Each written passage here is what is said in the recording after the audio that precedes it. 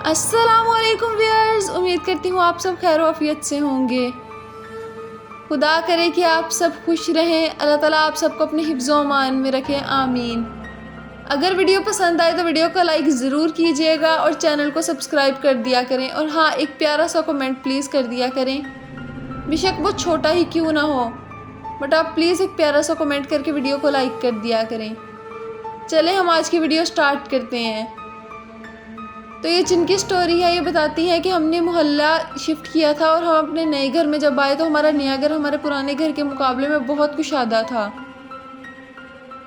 कहती हैं कि हमारे घर में एक बरगद का दरख्त था जो काफ़ी ज़्यादा घना था और फैला हुआ था। मैंने मामा से कहा कि इसको कटवा देते हैं, तो मामा ने मुझे कहा कि पागल हो, बरगद का दरख्त कौन कटवाता है।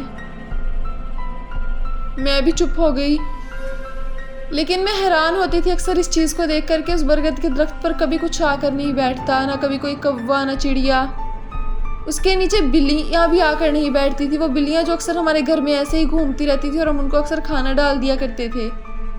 कभी भी वो बिल्लियाँ भी उसके नीचे नहीं जाकर बैठी थी। ये चीज़ मुझे अक्सर हैरान कर दिया करती थी, लेकिन मुझे आहिस्ता आहिस्ता समझ आ गई कि आखिर ये सारा माजरा है क्या। जब ये सारी चीज़ें मेरे साथ होना शुरू हुई, मैं बताती चलूँ कि घर में मेरे अलावा मेरी एक छोटी बहन होती थी और एक छोटा भाई था। मुझे अकेले रहने की आदत थी, मैं ज़्यादा किसी से बात नहीं करती थी। एक दिन हुआ ऐसे कि शाम का वक्त था, मैं नहाकर ऊपर छत पर चली गई। मेरे बाल खुले हुए थे, मैंने परफ्यूम वगैरह लगाया हुआ था, मुझे तैयार होकर रहने की आदत थी। जब मैं छत पे गई हूँ मुझे ऐसे लगा जैसे मेरे कंधे बहुत भारी हो रहे हो, मेरे सर में दर्द शुरू हो गई। मैं नीचे आ गई और आकर लेटकर सो गई। मेरे कंधों में फिर भी दर्द रहा, तो मैंने रात को मामा से कहा कि पास ही हॉस्पिटल है, वहाँ पर डॉक्टर होगा, मुझे दिखा लाएं, मेरे कंधों में बहुत दर्द है। मामा मुझे डॉक्टर के पास ले गई। डॉक्टर ने मेडिसिन भी दी, लेकिन मुझे कोई ख़ास फ़र्क नहीं पड़ा और अब वो दर्द मेरे सर में रोज़ रोज़ रहने लगा। हत्ता कि मुझे पता चल गया कि आखिर इस दर्द का राज क्या है, आखिर इसके पीछे माजरा क्या है। तो ये उस रात की बात है जब मैं सोई और मैंने ख्वाब में देखा कि कोई मेरे पास खड़ा है और कोई मुझे कह रहा है कि तुम मुझे अपनी तन्हाई में पुकारा करती थी ना, तो देखो अब मैं आ गया। इस ख्वाब को देखकर मैं डर गई, क्योंकि वो जो भी चीज़ मेरे सामने खड़ी थी वो काफ़ी धुंधली सी थी और मैं उसको वाज़े तौर पर देख नहीं सकी थी। मुझे याद आया कि कल ही तो शाम जब मैं छत पे थी तो मैं ये बात सोच रही थी और मैंने ये बात कही भी थी कि अल्लाह काश कोई होता जो मुझे समझ सकता, काश कोई होता जिसके साथ मैं सारी बातें कर सकती। इस ख्वाब को देखने के बाद मैं बहुत परेशान हो गई, लेकिन मैंने ये जिक्र किसी से नहीं किया। खैर दिन ऐसे ही गुजरते गए और अब मुझे ऐसा महसूस होता जैसे मुझ पर किसी की नज़रें हों। मुझे अपना कमरा भारी लगता, मुझे लगता कि जैसे कोई हर वक्त मुझे देख रहा हो। अक्सर रात में मैं जब सोती तो मुझे ऐसे लगता जैसे मेरे बिस्तर पर कोई मौजूद हो, किसी का वजनी सा जिसका मुझे अपने बिस्तर पर महसूस होता था। अक्सर कोई रात को मेरे बालों में हाथ लगाता, मुझे तब भी मेरी आँख खुल जाती। और अब ये चीज़ें रोज़ रोज़ होने लगी। अब मुझे मुकम्मल तौर पर पता चल चुका था कि मैं अकेली नहीं हूँ, मेरे साथ यहाँ पर कोई और भी है। एक रोज़ जब मैंने उसे ख्वाब में देखा तो उसने मुझे कहा कि तुम सिर्फ मेरी हो। मैंने उससे पूछा कि आखिर तुम हो कौन और मुझसे क्या चाहते हो। तो उसने मुझे बताया कि मैं उस बरगद के दरख्त पर रहता था। उस दिन जब तुमने कहा कि तुम्हें कोई चाहिए, तुम्हारी तन्हाई का साथी, तो अब मैं आ गया हूँ और तुम्हें ऐसे ही छोड़ कर नहीं जाऊँगा।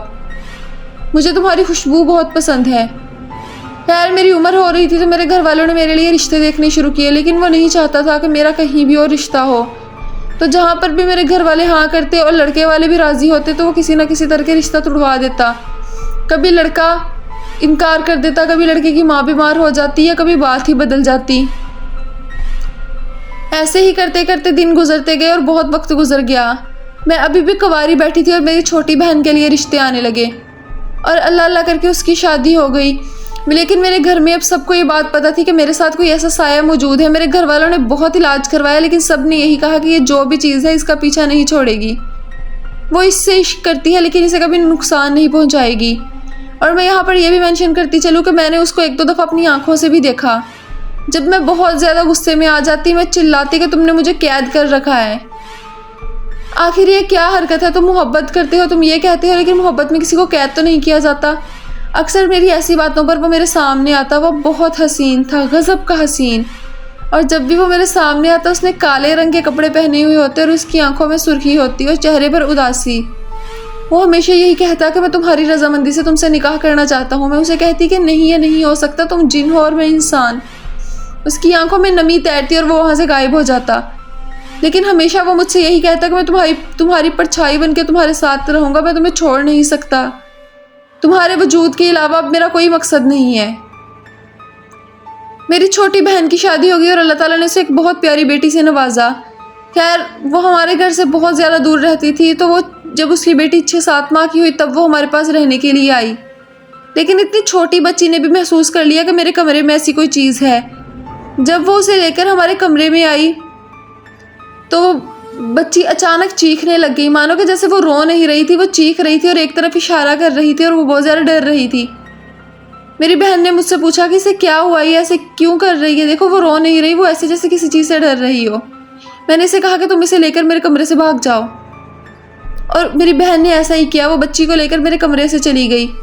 मैंने उससे कहा कि तुम्हें एक बच्ची से तो कोई मसला नहीं होना चाहिए, वो एक छोटी बच्ची है, तुम्हें चाहिए कि तुम उसके सामने ना और बच्ची को ना डराओ।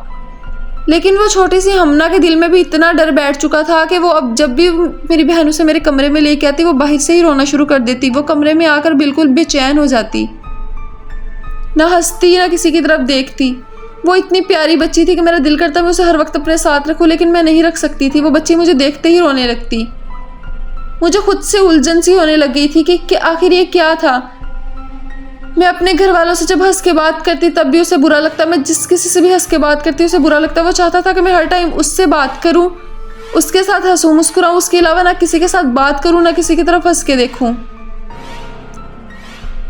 लेकिन अब कुछ नहीं किया जा सकता था। एक दफ़ा हम एक बुज़ुर्ग के पास गए, मैंने तब उन बुज़ुर्ग से भी यही कहा कि मैं इससे निजात चाहती हूँ। तो उन्होंने मुझे कहा कि एक दफ़ा अपने दिल में झांक के देखो, अगर तुम्हारा दिल बिल्कुल खाली हुआ, उसके लिए कोई जज्बात ना हुए, तो वो तुम्हें वाकई छोड़ के चला जाएगा। लेकिन जब मैंने महसूस किया तो मैंने सच में इस चीज़ को रियलाइज़ किया कि हाँ, मैं भी उससे मोहब्बत करती हूँ, और अगर वो चला गया तो मैं उसके बगैर शायद जी ना सकूँगी।